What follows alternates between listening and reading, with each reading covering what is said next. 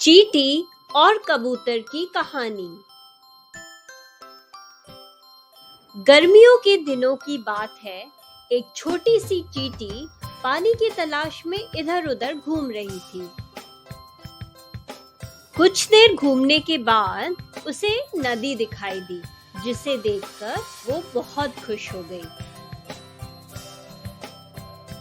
और वो अपनी प्यास बुझाने के लिए एक छोटी सी चट्टान पर चढ़ गई। लेकिन उस चींटी का अचानक से पैर फिसला और वो नदी में जाकर गिर गई और डूबने लगी। जब वो चींटी डूब रही थी, तब उसे एक कबूतर ने देख लिया। वो कबूतर जो कि पास के एक पेड़ पर बैठा हुआ था। चींटी को डूबता हुआ देखकर कबूतर तुरंत उसकी मदद के लिए आया और झट से एक पत्ता पानी में गिरा दिया। चींटी पत्ते की ओर बढ़ी और उस पर चढ़ गई।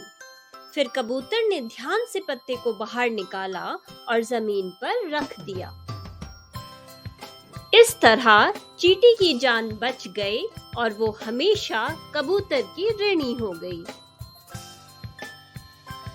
इस घटना के बाद चींटी और कबूतर बहुत अच्छे दोस्त बन गए और खुशी से उनके दिन बीतने लगे। लेकिन एक दिन जंगल में एक शिकारी आया।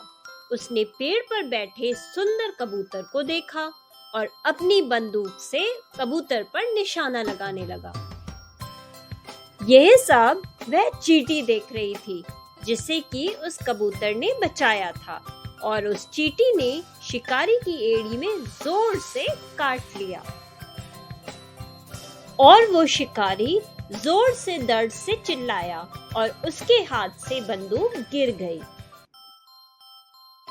कबूतर शिकारी की आवाज से घबरा गया और उसे एहसास हुआ कि उसके साथ क्या हो सकता है, और वो अपनी जान बचाने के लिए वहां से उड़ गया।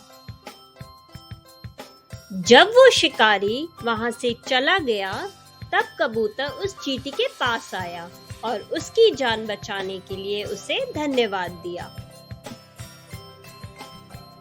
और दोनों दोस्त मुसीबत के समय एक दूसरे के काम आए।